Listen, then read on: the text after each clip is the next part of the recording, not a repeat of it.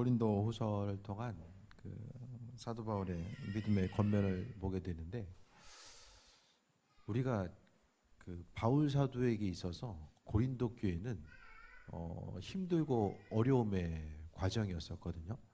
그러니까 그 당시에 보게 되면 그 사도 바울이 우리에게 있어서 아주 그 중요한 서신들을, 교리적인 면에 있어서 아주 중요한 서신들을 이야기하는 것이 많은 부분이 이제 고린도서와 갈라디아서, 로마서를 이야기하는데, 그 중에서 이제 로마서는 분위기가 좀 편안해요. 로마에 있는 그 교인들에게 자신에 대해서 소개하고 자신이 가지고 있는 그 신앙에 대해서 소개한 아주 편안한 분위기 속에서 이제 편지, 서신이 쓰여지지만은, 하지만 고린도서라든지 그 갈라디아서의 내용을 보게 되면, 오늘 그 서신 내용에도 보겠지만은 이 사도 바울이 그 교인들 때문에 여러 가지 좀 삶에 있어서 그 어려움을 경험하게 됩니다. 그러니까 그들을 위해서 기도하고 간구하고 하는 그 여러 가지 어려움들, 또 심지어는 사도로서 자신들의 그 사도권이 의심받는 그 상황까지도 놓여 있는 것을 보게 됩니다. 이 모든 상황 가운데 우리가 생각했을 때에, 그러니까 바울에게 있어서는 위기였지만은, 만약에 고린도 교회라든지 갈라디아 교회가 하나님 보시기에 합한 상태로 온전하게 신앙생활을 했으면은, 상대적으로 우리에게 이런 그 구체적인 그 율법의 내용, 믿음의 내용, 또 이 성경의 내용이 우리에게 올 수 있었을까? 한편 생각하면 좀 그런 생각도 해보게 돼요. 그러니까 눈앞에 보이는 환난과 어려움이 때로는 고통의 요소로 다가올 때도 있지만은, 그것 자체가 우리에게 있어 살리게 하고 또 유익이 되는 그 어떤 것들로 다가올 수 있게 됩니다. 명절 기간은 잘 보내셨습니까? 갑자기 또 설교하다 왜 뜬금없이 명절 얘기나 할까 생각하시겠지만은, 제가 이번 학기에 갈라디아서를 들어가지고 그 과목보다 좀 쉽게 넘어갈 수 있는 과목이 있고, 어렵다고 소문난 과목이 있어요. 근데 그 어렵다고 소문난, 제 부담스러워하는 과목이 신약, 그 학교에 좀 신약 교수님이 세 분 계신데, 그 중에 이제 한 분이 갈라디아서 강의하시는데, 상당히 이제 수업 내용도 좀 힘들고 준비해야 될 것도 많고 좀 그래요. 그래서 마지막까지 고민을 했어요. 이걸 피해 가야 될 것이냐, 마지막으로 좀 들어야 할 것이냐라는 걸 생각하다가, 그래도 좀 한번 도전해 보자라는 생각을 가지고 도전했다가 명절 내내 책 봤어요. 네, 우리 식구들이 이제 다 증언하고 있는 것처럼 내내 책 봤어요. 네. 이 부담은 되는데, 근데 또 그렇게 하다 보니까 여러 가지 또 정말로 좀 유익이 되고, 사도 바울의 서신 자체를 다시 한번 새로운 시각과 그 관점에서 좀 바라보고 해석할 수 있는 이런 눈들이 좀 열려지는 것 같아요. 뭘 얘기하고 싶은가 하면은, 힘들고 어려운 상황에 놓여 있다라고 할지라도 그 상황 가운데서 하나님께서는 분명히 행하고자 하는 일들이 있다라는 거예요. 쉽고 편안한 길만 찾아가다 보면은 그 당시는 좋은데 결국 나중에 가서는 큰 유익이 없다라는 것을 보게 됩니다. 신앙의 영역이든 삶에 있어서의 순간순간 어떤 영역이든 간에 도전해보고, 그 안에서 힘들지만 계속해서 도전해보다 보면 유익이 있는데, 그걸 안 하면 어떻게 됩니까? 시간만 흘러가게 돼요. 점점 시간만 가게 되고 항상 이제 동일할 수밖에 없는 거죠. 오늘 그 사도 바울도 여러 가지 그 인생 가운데 생각했을 때에 힘들고 어려운 고난의 순간이 계속됐지만은, 사도성에 대해서 의심받고 환난과 어려움이 계속됐지만은, 그것 때문에, 그런 공격 때문에 사도 바울은 조금 더 자신의 삶을 돌아보았고, 또 신앙적으로도 이단의 공격들, 또 율법주의자들의 공격 앞에서 자신이 가지고 있는 그 믿음에 대해서 정립하고, 또 그런 과정들을 통해서 우리가 또 신앙이 무엇이고 믿음이 무엇인지를 다시 한번 깨달아 알게 되었음을 좀 배경적인 것을 통해서 우리가 보게 됩니다. 오늘 본문의 내용을 통해 보면, 사도 바울이 첫 번째 그 고린도 교회를 개척했을 때는 분위기가 좋았어요. 좋았는데 바울 사도가 오래 머무르지 않았습니다. 그래도 비교적 오래 머물렀지만 있지만은 그래도 이렇게 뭐 몇 년씩 계속해서 오랫동안 있지 못했었거든요. 대략 뭐 다르겠지만 한 2년 정도 뭐 차이는 있겠지만은 머무는 동안에 교회를 개척하게 되고 일꾼들을 세워 나가게 됩니다.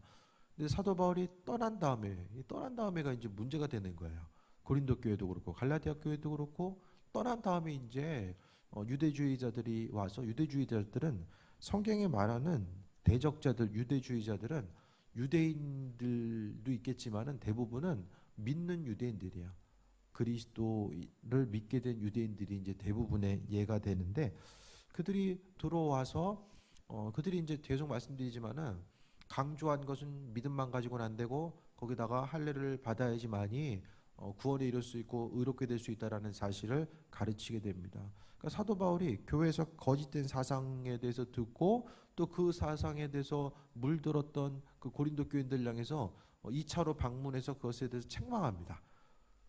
근데 다녀와서도 계속해서 그 문제가 끊이지 않게 되자 사도 바울은 3차 방문을 앞두고 본문의 내용을 통해서 다시 한번 대적자들 아니면은 잘못된 것을 전파하고 또 잘못된 것을 받아들여서 전하고 있는 고린도 교인들에게 다시 한번 언급하고 있는 내용들입니다.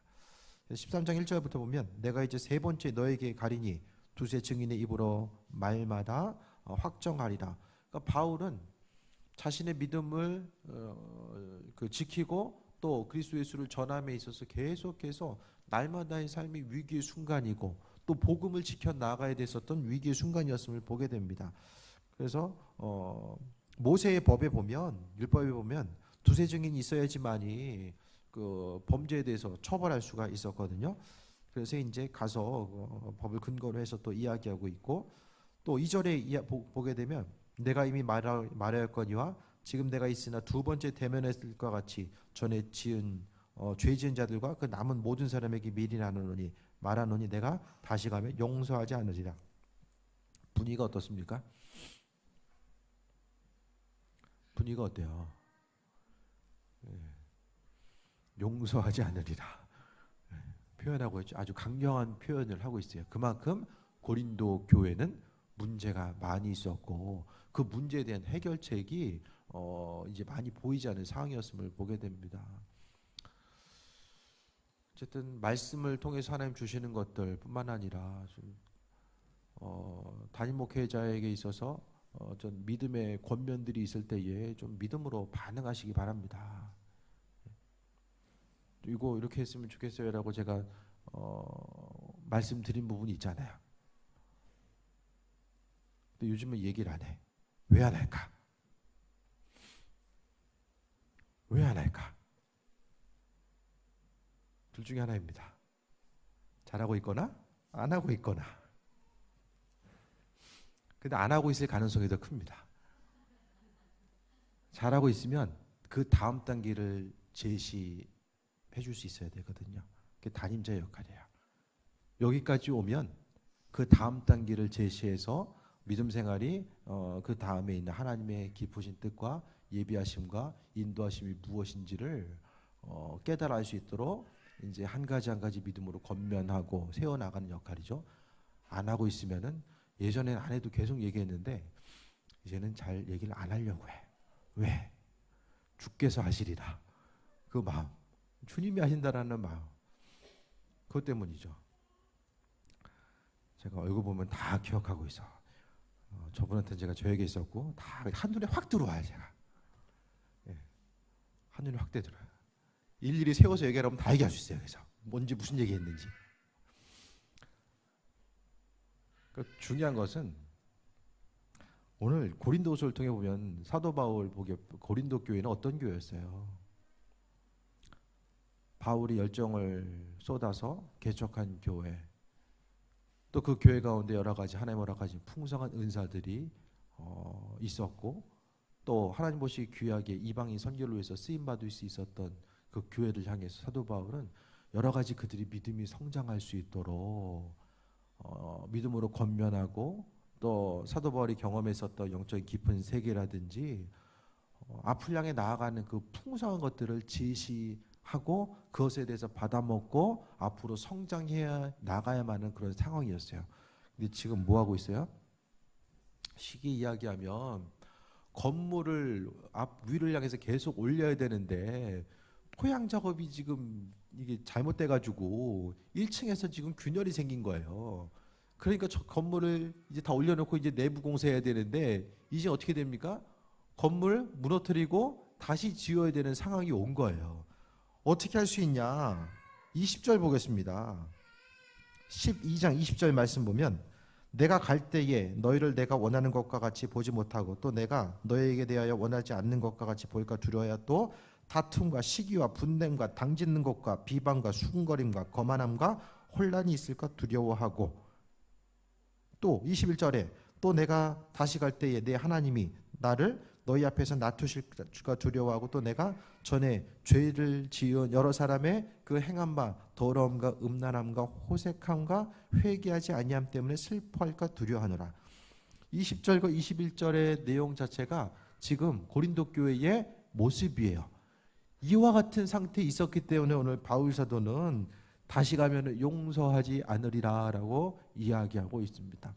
바울이 처음에 양육하고 두 번째 가서 믿음으로 권면한 내용들에 대해서 그들이 받아들였으면 이제는 주님께서 원하시는 믿음의 터전 가운데서 유럽 선교, 아시아 선교를 위해서 귀하게 쓰임받을 수 있는 상황이 되었을 텐데 이들이 율법주의자들의 말에 대해서 움직이고 전에 받았던 말씀에 대해서 잊어버림으로 인하여서 그들 자신이 하나님 보시기에 합한 자로서의 온전한 삶을 살기보다는 반대적인 위치에 있었던 것에 대해서 우리가 볼 수 있게 됩니다. 그래서 하나님 말씀에 대해서 우리가 받고 또 우리가 믿음에 대해서 성장해야 되잖아요. 지금 앞서 이야기했던 것처럼 고린도 교회는 20절과 21절에 나와 있는 거 수군대고 당짓고 비방하고 거만하고 혼란이 있고 더러운 거 음란한 거 호색함 이 죄와 싸워 이겨 나아가는 이것을 넘어서 이들은 하나님 말씀 가운데 변화돼서 조금 더 다음 단계들을 바라보고 또 다음 단계들을 바라보면서 나아갔어야 되는데 여전히 제자리에서 머물러서 육신적인 본성에 관련된 죄의 문제를 해결하지 못하고 계속 거기에서 머물다 보니까 사도 바울이 지금 고린도후서 뭐 고린도전서 후서 있지 뭐 3서 4서 나오지 않잖아요. 여기서 이제 마무리가 되는데 이 시점에 와서도 계속해서 용서하지 않으리라 이 얘기 듣고 있으면 고린도 교회가 앞으로 어떻게 되겠는가 그것을 다시 한번 우리가 좀 생각을 해보게 됩니다. 그러니까 고린도 교회만 통해서 탓할 게 아니라 우리 자신의 삶의 모습 가운데서도 마찬가지입니다. 뒤에 가서 더 얘기하겠습니다. 3절에 이는 그리스도께서 내 안에 말씀하신 증거를 너희가 구함이니 뭐야 이게 바울에게 네가 왜 사도냐 그거를 증명하라는 거예요. 이와 같은 내용 자체가 이제 갈라디아서 1장 1절을 통해 보게 되면 내가 사도다. 그걸 통해서 인사말 이전에 내가 사도다라는 말을 통해서 이야기해요. 그러니까 율법주의자들은 사도 바울의 그 사도권을 계속해서 공격하게 됩니다. 그 얘기를 듣다 보니까 처음에 한두 번 얘기 들을 때는 몰라. 유미영 원사님이 송은 집사님한테 목사님 목사안수 안 받았대. 내가 어서 그런 얘기 들었어. 이 얘기를 잊어버릴 만하면 한 번씩 계속 얘기해. 그렇게 하다 보면은 목사님이 이러저러 얘기가 없어. 그렇게 하다 보면은 아 이거 진짜 아니야? 이 무자격자 아니야? 이렇게 이제 되는 상황들. 이게 눈에 보이니까 이제 물어볼 수가 있지만은 이 당시에는 멀리 떨어져 있으니까 이거 직접적으로 물어보기도 힘든 상황 가운데 있어서 계속 듣다 보니까 결국에는 의구심이 생겼다라는 사실이 바울의 귀에까지 들려지게 됩니다.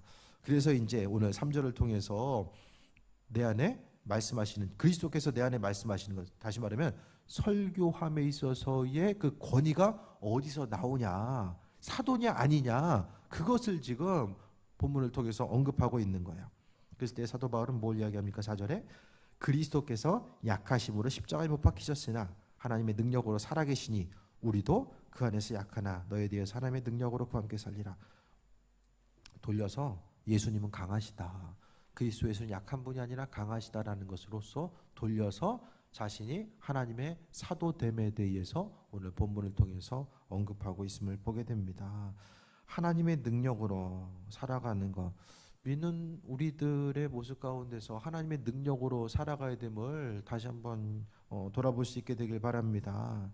5절 봅니다. 너희는 믿음 안에 있는가? 너희 자신을 시험하고 너희 자신을 확증하라. 쉽게 이야기하면 너희들 지금 믿음 생활 제대로 잘하고 있어? 그거 다시 한번 점검해 봐야 돼.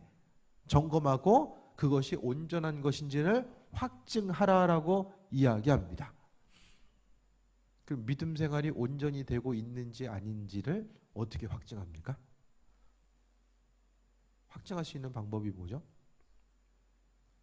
그것이 바로 행함입니다. 하나님 말씀대로 순종하고 행하는 것. 강단에서 선포된 말씀 가운데 순종하는 것.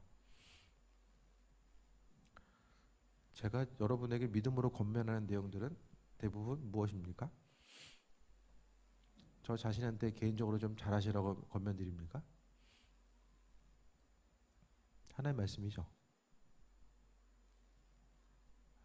아니에요? 딴소리예요?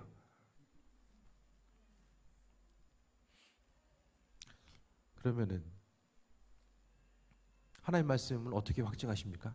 개인적으로 천사를 통해서 파송하셔서 보내셔서 직접적으로 내가 천사인데 하나님이 이런 얘기 당신한테 했어. 그 얘기 직접 해주셔야지만이 여러분이 하나님 말씀이구나라고 믿고 반응합니까? 제가 목회해 보니까요. 뭐 동의 안 하실 수도 있지만은 강단에 선포된 말씀, 개인적인 믿음의 권면에 반응하지 않는 이들은 천사가 나타나든 예수님 직접 나타나서 말씀하시든 반응하지 않습니다. 이건 100%예요. 앞으로 나아가지 못하는 거, 믿음 생활이 항상 동일한 데서 맴돌고 있거나 앞으로 나아가지 못한 원인은 뭐 많지 않습니다. 그 자리에서 들려진 말씀, 선포된 말씀에 순종하지 않기 때문에 그 다음 단계로 나아가지 못하는 거예요. 이거 해봤는데 믿음으로 순종하고 말씀 그대로 움직이고 해보고 또 믿음의 권면 가운데 움직여 봤는데도 변화가 없대더라. 또 그런 얘기 와서 하시는 분들은 없어요. 왜? 근데 중요한 것은 고장이 생기고 문제가 생기면은 어떻게 고칩니까? 부품에 문제가 생기면 요즘엔 새 부품 가지고 하나하나 갈아 껴 보잖아요.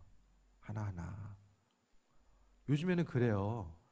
고치는 시간이 이제 오래 걸리기 때문에 문제가 생기면 웬만하면 기계도 모듈식으로 돼가지고 하나하나 그 부품만 갈아 끼우면은 이제 고장이 고칠 수 있게. 그래서 옛날처럼 뭐 납땜하고 뭐 전선 연결하고 그렇게 고치는 게 아니라 부품 하나만 싹싹 하나씩 갈아주면 돼요.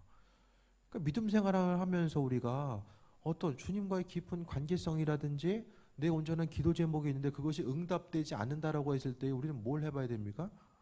기본적인 하나님과의 관계성을 돌아봐야 되고 내가 하나님 말씀 앞에서 어떻게 반응하고 있는가 그것을 먼저 점검해 본 다음에 그것이 내가 아무리 돌아봐도 내가 하나님 마음에 합하게 살고 있는 것 같아요. 그럼 어떻게 해야 돼요? 그 다음에 기다리는 거죠. 그 다음에는. 그런데 말씀 앞에 반응하지 않고 계속해서 기다리면 뭐가 됩니까? 평생 기다리는 거예요. 그리고 끝나요 이제. 지금까지의 삶이 그걸 증명을 하잖아요. 그러니까 아버지 마음에 합한 자로서 살기 위해 발버둥 치고 그 다음에는 견디는 거죠. 견디는 거예요. 잠깐 내가 이거 해봤는데 안 되더라. 그게 아니라 주님 말씀이 내 심령 가운데 체득화돼서 나아가는 거죠. 그러니까 중요한 것은 제가 항상 말씀드리지만 나름대로의 신앙의 기준과 목적이 아니라 하나님께서 기준으로 제시하시고 인도하시는 그 목적 각각 한 사람 한 사람이 다 다릅니다. 그렇기 때문에 너희는 믿음 안에 있는가 너희 자신을 시험하고 확증하라. 믿음 안에 있는가 확증하라는 거예요. 믿음이 있는가 없는가 어떻게 알아요? 저 사람 믿음 있는 사람이 어떻게 합니까? 맨날 말만 하는 사람? 움직이고 말씀 앞에 반응하는 사람이 바로 그 믿음에 있어서의 행함을 이야기하는 거죠. 내가 믿음이 있으면 행함을 통해서 증명돼야 된다는 것을 말씀드립니다. 그래서 바울 사도는 고린도 교인들에게 점검해봐라, 그걸 이야기하는 거예요. 죄에 대한 요소들에 대해서 어떻게 반응하고 있고 하나님 말씀 앞에 어떻게 반응하고 있는가. 그러니까 이들이 건강하지 못하고 있음의 증거는 그 바울 사도가 지금 그 1대 담임 목회자가 지금 사도 바울이잖아요. 바울 사도가 1대 담임 목회자인데 그가 이제 믿음으로 권면했던 것들, 누구보다도 더 고린도 교회에 대해서 잘 알고 있었던 그가 권면했던 내용들에 대해서 이들은 받아들이지 않고 오히려 바울의 사도성에 대해서 의심하고 그것을 역으로 공격하는 모습에 대해서 이야기합니다. 시간이 금방 갑니다. 금방 가요. 정말 금방 가요. 조금 있으면 추워지고 좀 있으면 봄날이 옵니다. 그 다음에 이제 더워 죽으려고 그럴 거예요. 계속해서 이제 이게 몇 번 가면은 그냥 주님 만날 때 되는 거예요. 스스로 날마다 점검하지 않으면은, 날마다 우리 스스로가 이게 점검을 하지 않으면은 나도 모르는 사이에 내 믿음의 신앙은 저쪽 가 있어요. 둥둥 떠내려가는 거죠. 세상 풍파가 계속해서 밀려오기 때문에 우리는 뒤로 점점점 떠내려가요. 그래서 우리 위치 자체를 계속해서 말씀에 비춰보아서 파악을 해야만 합니다. 우리가 하나님 말씀에 대해서 기억하고 앞을 향해 나아가고자 발버둥 쳐야지만이 간신히 그 위치 유지합니다. 육신이 원하는 대로 살면 어떻게 됩니까? 신앙생활 할 수 없어요. 육신이 원하는 대로 살면 육신의 소욕만 남고, 육신의 소욕은 마지막 때에, 육신이 불탈 때에 다 없어지고 아무것도 남지 않고 다 사라질 수밖에 없음을 또 이야기합니다. 그래서 오늘 말씀을 통해서 너희 자신을 확증하라는 거예요. 그게 아니면 예수 그리스도께서 5절에 보면 너희 안에 계신 줄을 너희가 스스로 알지 못하느냐, 그렇지 않으면 너희는 버림받은 자니라. 예수님이 우리 안에 계신 것을 확증하지 못하면은 버림받은 자다. 예수님이 우리 안에 계신 걸 어떻게 확증합니까?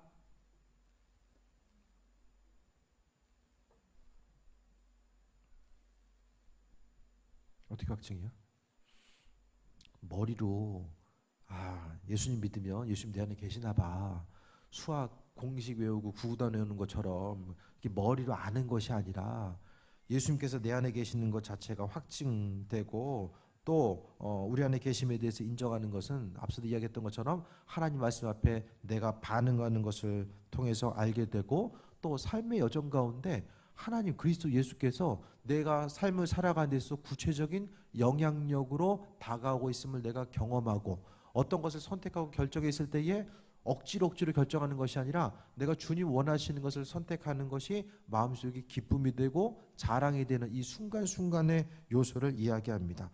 그러니까 내 안에 주님께서 계시다라는 것을 교회 와서 성경책 펴봐야지만이 아는 것이 아니라 삶의 순간순간 그것이 경험되어지고 느껴지는 이 순간순간을 이야기하는 거죠. 기도도 마찬가지죠.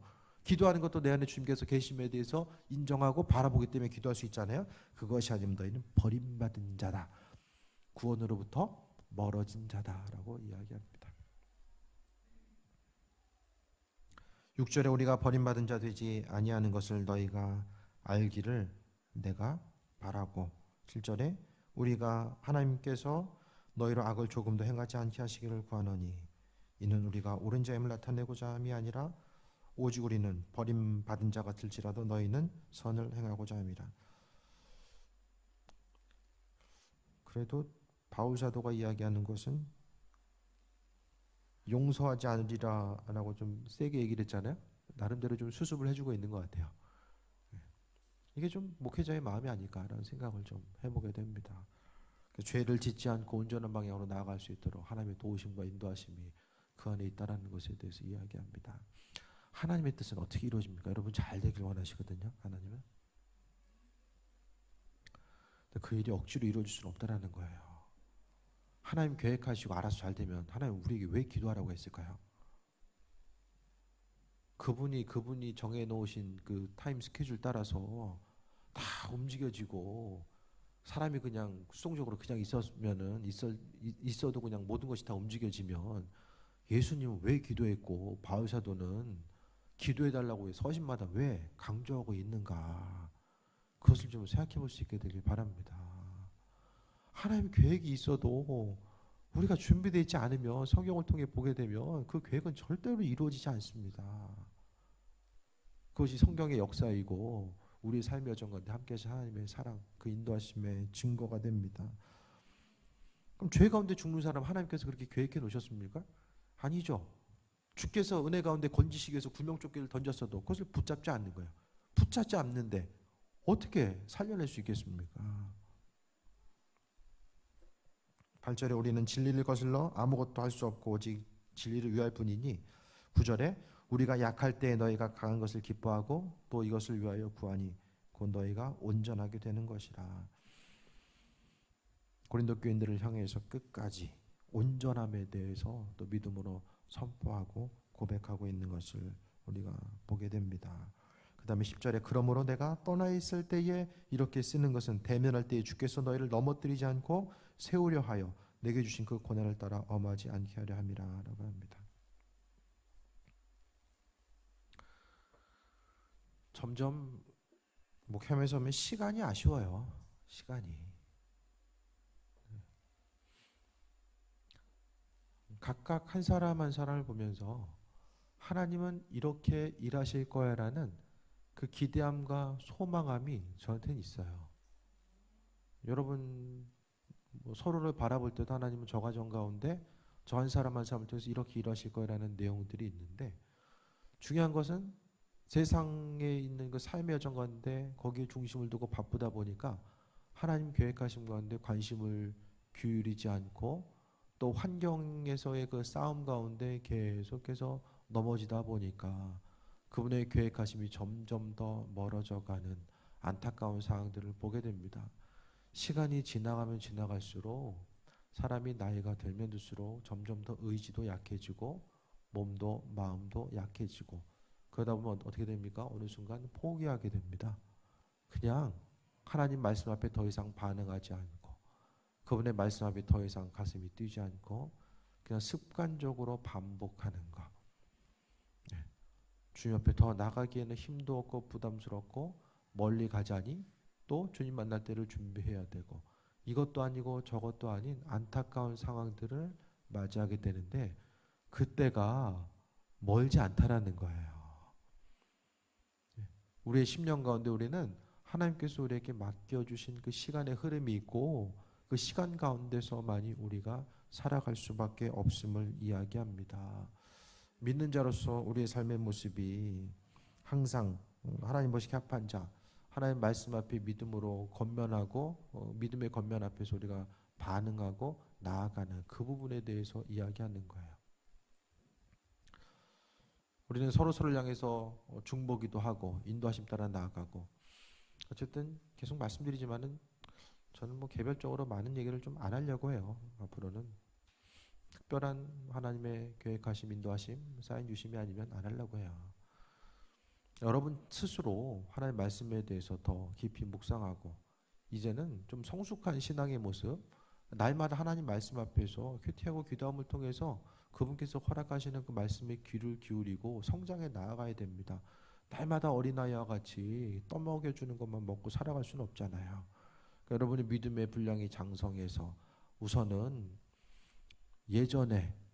이전에라도 하나님께서 주신 말씀들 또 담임 목회자를 통해서 주신 그 말씀들에 대해서 다시 한번 돌아보고 그 말씀에 대해서 믿음으로 반응하고 움직이다 보면 하나님께서 그 다음 것들에 대해서 비추시고 인도하시고 함께 하시는데 1단계 쉽게 이야기하면 한 단계 넘어가지 못하면은 또 하나님은 그 다음 거 하나님의 기쁘신 계획하심과 예비하심 그 축복은 한 단계 넘어간 이들에게 주세요. 왜냐하면은 성숙하지 못한 상태에서 많은 것을 받으면 다 부담스럽고 어떻게 사용할지를 모르기 때문에 하나님의 방법은 그곳에 있지 않다라는 것을 우리가 또 보게 됩니다. 삶의 순간순간 우리가 또 생각하고 또 돌아봄에 있어서 삶의 문제, 죽음의 문제를 다시 한번 돌아보게 됩니다. 올해처럼 장례식장 많이 간 적이 없는 것 같아요. 올해 참 장례식장 많이 갔는데요. 어쨌든 삶 이후에 영원한 하나님 나라가 있고 인도하심이 있거든요. 이번에 이한용 목사님하고 장례식장에 갔는데 그런 얘기를 하는 거예요. 목회 처음 나가서 그 첫 이제 장례를 집례하고 나서 그 이제 그 화장장에 가서 있는데 이제 앞에서 이제 가족들은 좀 눈물을 보이고 이제 화장하는 시간들이 있잖아요. 그 시간 동안. 근데 잠깐 이제 식구들 위해서 거기서 이제 교인들 위해서 기도하는데 거기서 이제 본인이 이제 환상을 본 거예요. 그래서 고인이 하늘로 올라가면서 잠깐의 순간이지만 목사님한테 감사합니다 하고 하늘 올라가는 거. 근데 앞에서는 울고 통곡하고 있는데 거기는 전혀 신경 쓰지 않고 바라보지 않는다는 거예요.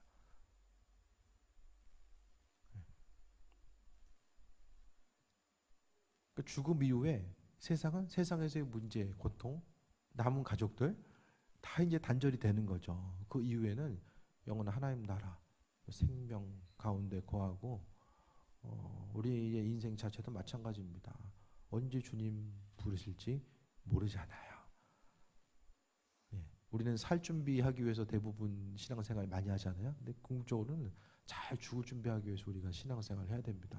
아버지 마음에 합한 자로서 온전한 삶을 살아가기 위해서 우리가 또 신앙생활 온전히 해야 됨을 다시 한번 말씀드립니다. 믿음에 대해서 날마다 점검하지 않으면 습관적으로 반복하다 보면 계속해서 믿음은 연약해지고 중요한 것은 하나님을 향한 기대함과 소망함이 사라지게 됩니다. 그럼 신앙생활은 죽은 거예요. 내 현실의 문제 앞에 하나님께서 행하실 것에 대한 기대함과 소망함이 점점 더 사라지게 되고 그냥 우연적으로라도 좀 상황이 좀 바뀌었으면 좋겠다. 그런 마음이 조금씩 생겨나면 이미 신앙생활은 병들었음의 증거입니다. 또 믿음 생활이 작년과 올해를 돌아봤을 때에 내가 조금이라도 앞으로 나아가지 못하고 있다란다면 그것 또한 병들었음의 증거입니다. 성경은 우리의 신앙생활을 전쟁터, 영적 싸움이다라고 이야기하죠. 하도 많이 들으니까 이게 영적 싸움이 무슨 뜻인지 기억나십니까? 이게 여기가 전쟁터라는 거예요. 전쟁터입니다. 별일 없이 그냥 보인다고 해서 별일 없는 게 아니라 여기는 전쟁터입니다. 영적인 전쟁이 계속해서 일어나고 있고 우리의 마음과 생각을 하나님께 고정시키지 못하게 사단은 끊임없이 충동질하고 세상 또 소유와 권력, 돈과 명예 거기에 중심 두게 해서 하나님의 이끄심과 예비하심을 다 바라보지 못하게 하는 이런 전쟁터를 우리는 살아가고 있습니다. 믿음 생활하는 거 중요하죠. 더 중요한 건 그 믿음 날마다 점검하고 내가 지금 어디에 와 있는가. 하나님 정말 나를 사용하길 원하시고 몸내 성전을 통해 하나님께서 계획하시고 인도하심이 뜻이 분명하게 있는데 내가 한 가지 결단하지 못하고 하나님 말씀 앞에 움직이지 못하고 반응하지 못함으로 인해서 하나님 그 일들을 이루셔야 되는데 여전히 계속해서 미루고 계시나는가. 그것에 대해서 우리는 생각해 봐야 됩니다. 주님 우리를 통해서 사용하시고 광대한 뜻을 계획하고 계신데 우리가 여전히 눈에 보이는 현실의 문제, 먹고 사는 문제, 또 건강의 문제, 여러 가지 염려의 문제에 갇혀서 하나님 계획하신 그 광대하신 뜻 가운데 우리가 아무것도 바라보지 못하고 살아가고 있다라고 한다면 이제는 좀 시선을 넓게 가지고 오늘 사도 바울의 믿음의 권면과 같이 스스로를 좀 더 돌아보고 또 우리를 점검하는 것, 또 말씀 앞에 우리가 온전히 거하고 있는가 그 부분에 대해서 점검하지 못한다라고 한다면 그냥 우리의 삶은 시간이 지나는 것 외에는 어떤 의미성도 발견하기가 힘든 상황을 살아갈 수밖에 없음을 말씀드립니다. 하나님께서 그분의 계획하심이 있는데 약속을 안 지키는 것이 아니라 하나님이 우리를 향한 그 약속 자체는 항상 그분은 선하시기 때문에 지켜오셨고 지킬 준비를 하고 계시다라는 거예요. 그 약속이 이루어지길 원하기 위해서는 하나님께서 우리에게 요구하시는 믿음의 분량이 있고 또 우리 한 사람 한 사람 주님 마음에 합한 자로서 살아가기 원하시는 그 분량 자체가 분명히 있다는 사실에 대해서 이야기합니다. 하나님 말씀 앞에 큐티할 때나 또 하나님 말씀 볼 때 또 담임 목회자의 믿음의 권면 앞에서 좀 반응할 수 있게 되길 바랍니다. 전 담임 목사님한테 양육받은 적이 별로 없어요. 뭐 고등학교 다닐 때까지는 뭐 전도사님이 담당하셨고요. 뭐 담임 목사님하고 뭐 얘기를 해본 적도 별로 없는 것 같아요. 돌아보면은 뭐 그렇게 큰 교회도 아니었었는데 좀 그런 것 같고, 이제 뭐 신학교 가고 하면서 어쨌든 이제 스스로 이제 또 움직이고 행하다 보니까 신앙생활의 믿음이 성장해 가는 가운데서 누군가가 내 믿음에 대해서 이야기해주고 나아갈 바가 무엇인지를 제시해주고 이런 것 자체가 정말로 복된 일이 아닐까라는 좀 생각을 좀 해보게 됩니다. 믿음으로 성장하셔서 하나님의 깊으신 뜻과 예비하심, 그 풍성함이 우리가 생각할 수 없고 상상할 수 없는 그 그리스도 예수 안에 그 풍성함이 또 우리 심령 가운데 있는데, 그 풍성함을 여러분이 하나하나 믿음으로 응답하고 반응하고 순종할수록 그 하나하나 그 예비하심이 열려지게 됩니다. 믿음 생활, 우리가 주님 앞에 서는 것 자체는 그냥 교회 와서 수고하고 헌신하고 교회 왔다 갔다 하고 단순하게 표현될 수 있는 것이 아니라 그 광대하심이 우리 심령 안에 있는 그리스도 예수 안에 있다는 사실을 생각하며 눈에 보이는 그것 때문에 주님 판단하고 또 눈에 보이는 그것 때문에 절망하고 하나님의 예비하심과 인도하심을 판단할 것이 아니라 우리가 주님 마음에 합한 자로서 아버지의 시선의 눈높이를 맞추고자 힘쓰고 또 그것을 통해서 믿는 자로서 담대히 서 나아갈 수 있게 되길 바랍니다. 바울 사도가 믿음으로 권면했을 때에 조금 더 보면은 마지막을 13장을 한 장을 통해서 1절부터 13절까지 있는데 그 가운데서 2절은 용서하지 않으리라는 것을 시작해서 그 다음에는 11절 보면 이제 작별 인사로서 마무리하게 됩니다. 마지막으로 11절 보면은 말하는 형제들아 기뻐하라. 최종적으로 권면하고 있어요. 기뻐하라. 온전하게 되며 위로를 받으며 마음을 같이하고 평안할지어다 라고 이야기합니다. 다툼과 분쟁이 있는 그곳에 평안에 대해서 또 선포하고 있고, 또 사랑과 평강의 하나님이 너희와 함께 계시리라. 거룩하게 입맞춤으로 서로 무난하라 라고 이야기합니다. 왜 이와 같은 이야기를 합니까? 20절에 나와 있는 것처럼 다툼과 시기와 분쟁과 당짓는 것이 끊이지 않으니까 바울 사도는 이와 같이 믿음으로 권면하고 있고, 이 권면 누가 주신 거예요? 하나님 주신 거죠. 하나님 주신 그것에 대해서 선포하고 있는 거예요. 모든 성도가 너에게 문안하니라. 13절에 주 예수 그리스도의 은혜와 하나님의 사랑과 성령의 교통하심이, 어서 많이 들어봤죠? 축도의 내용이 이제 바울의 했던 축도의 내용이에요. 너희 무리와 함께 있을지어다라고 서신의 마지막을 마무리하고 있습니다. 네. 평신도의 특권은 신앙적으로 가르침을 받을 수 있고, 해봐서 안 되면 어떻게 돼야 돼요? 나중에 주님 앞에 가서 목사님이 시켜서 이렇게 했는데요. 한번 간단하잖아요. 목회가 외로운 것 알아서 해야 돼. 특히 담임 목회는 서로서로 위해서 기도해 주시고 믿음으로 승리하는 귀한 삶이 되시길 축원드립니다. 우리 또 이 시간 기도할 텐데요.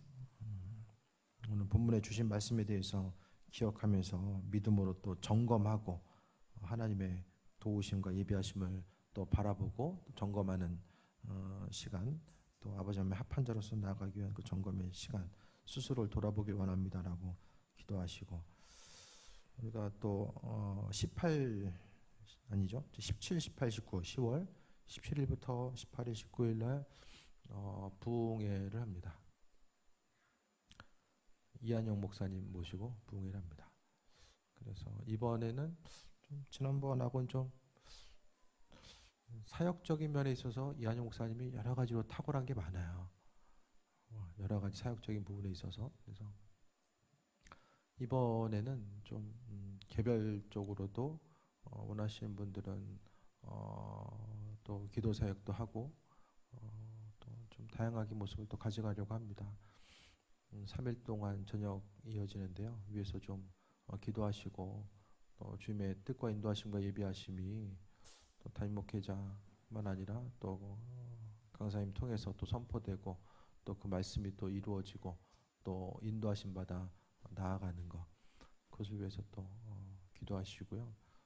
각자 어쨌든 개별적으로 가지고 있는 문제들, 또 쓰임 받고자 하는 내용들, 그런 부분들이 또 이루어질 수 있도록 뭐 여러 가지 뭐 예언의 말씀이 선포될 수도 있고요. 또 다른 뭐 말씀들이 또 선포될 텐데 그 안에서 스스로 좀 믿음을 돌아보고 점검해 볼 수 있으면 좋겠습니다. 그리고 11월 달부터 있을 또 다니엘 기도회도 있고요. 10월 달, 11월 달 행사들이 또 많이 있습니다. 위에서 또 계속 기도해 주시고, 이 세상은 전쟁터입니다. 예. 사단이 우는 사자같이 삼킬 자를 찾아 다닌다라고 하는데, 이 전쟁터 가운데 살아남기 위해선 또 기도하고 말씀으로 무장하지 않으면 우리가 아무것도 할 수 없습니다. 깨어서 기도하고 간구하고 통성으로, 이왕 기도하는 거 저기 묵상 기도는 집에서 하시면 돼요. 뭐 교회까지 오셔서 묵상 기도할 필요는 없고요. 조용한 기도는 조용한 데 가서 하시고, 교회에서는 좀 통성 기도함을 통해서 영적으로 더 무장이 됩니다. 저는 보시다시피 지금 상태가 안 좋기 때문에 여러분이라도 큰 소리로 저는 좀 제대로 듣도록 하겠습니다. 그러니까 큰 목소리로 기도함을 통해서 하나님의 또 이끄심과 인도하심을 경험할 수 있게 되길 바랍니다.